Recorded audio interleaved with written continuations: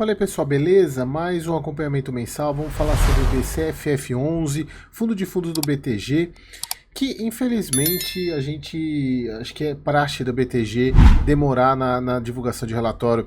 A gente está falando de um relatório agora publicado no final de abril, de referente a fevereiro de 2024 e o vídeo está sendo em maio, então é muito ruim isso, né?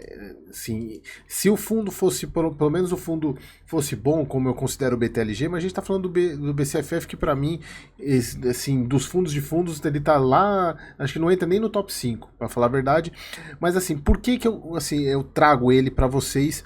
Porque é importante, isso quando eu falo não tá nem, é na opinião minha, né? Não é uma opinião de investidor e não de analista, porque a de analista eu tenho que considerar isso daqui, até para trazer os vídeos para vocês.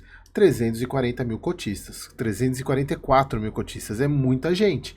Então eu preciso informá-los sobre o desempenho do fundo, até porque nós estamos falando de um gigante, né? E, inclusive, ele é um fundo que o próprio Thiago Nigro tem, e ele fala bastante, e ele acaba mexendo um pouco no mercado, né? Então é importante a gente sempre trazer esses fundos que, por mais que eu não goste do fundo, o fato de eu não gostar não impede que eu faça análise para vocês. Ele aumentou rendimento referente ao ano mês passado, porque finalmente ele voltou a fazer ganho de capital. Pessoal, isso é um ponto que eu sempre falo para vocês. Fundo de fundo, para trazer resultado, necessariamente precisa fazer ganho de capital. Sem fazer ganho de capital, fundo de fundo não traz resultado. Isso é dado, não tem como fugir disso, beleza? Bom, então, que eu já falei para vocês, reduziu o número de fundos da carteira do mês passado para esse, mas eu não sei quais foram, porque ele não informa isso, e também acho que nem deve informar, porque é uma estrutura, uma questão mais de segurança da informação, né? De segredo de Estado, digamos. Mas teve uma redução de fundos imobiliários, o restante não se alterou. Então aqui, pessoal, em fevereiro eles colocam que o fundo pagou 0,073 em relação, um pouco mais em relação ao mês passado, aumento de 3,6 em relação ao valor distribuído no último ano, e esse valor representa um dividend yield de 9,3 ao ano, destacando o retorno total do BCFF nos últimos 12 meses de 26,8, quando considerada a distribuição e rendimento da variação da cota versus 19,7 do IFIX. Pessoal, aqui eu nem vou perder meu tempo, porque nós estamos falando de macro de fevereiro e nós já estamos em maio praticamente, né? Aqui, pessoal, isso todo fundo de fundo traz, que é o potencial que eles acreditam de valorização, porque tem a valorização dos ativos que estão dentro da carteira e do próprio fundo, né? A própria valorização do fundo, 27,4%. Aqui, pessoal, eu falei isso algumas vezes, eu não entendo esse gráfico. Aqui eles estão, obviamente, qual que é a mensagem aqui? Eles estão mostrando que o fundo depende cada vez menos do ganho de capital, o que para mim, você colocar isso no fundo de fundo é mostrar incompetência. Porque o fundo de fundo, para ser um fundo de fundo bom, ele precisa girar a carteira, ele precisa ter ganho sim.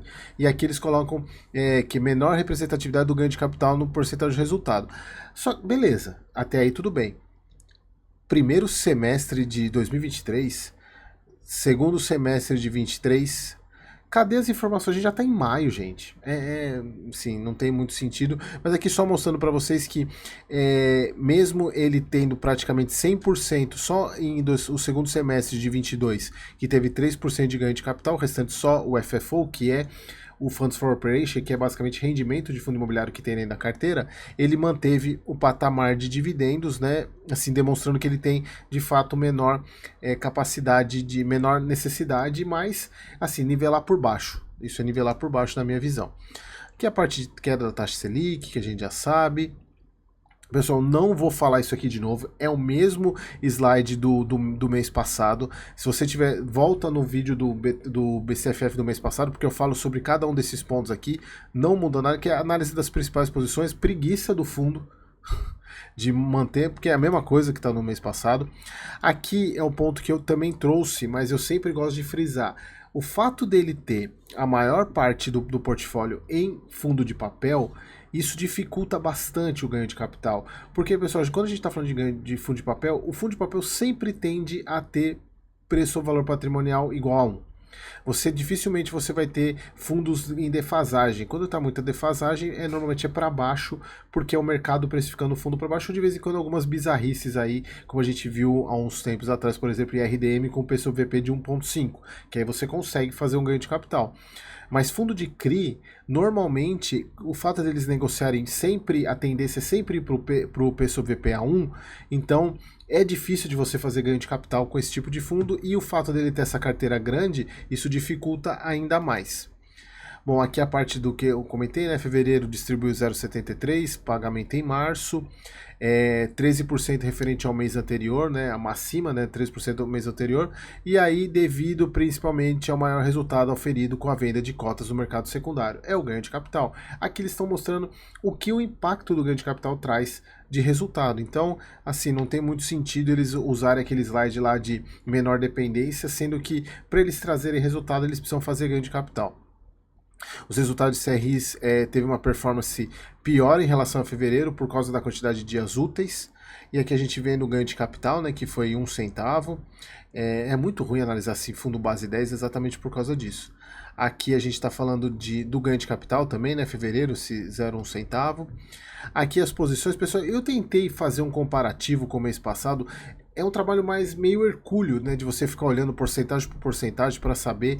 Para mim, assim, a única diferença que eu vi aqui foi qual foi o BRCR, que teve uma alteração, se eu não me engano, e o BTHI, mas assim, eu não sei qual dos dois fundos que saiu da carteira.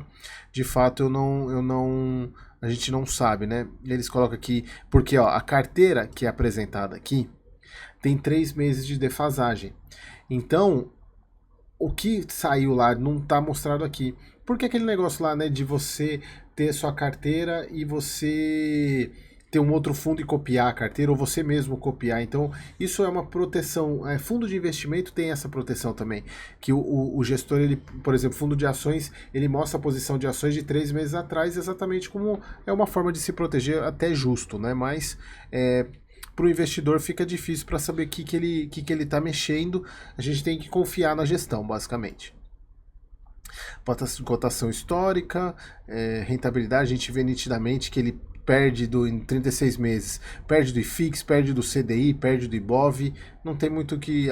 o próprio fundo traz essa informação que eu falei para vocês no início.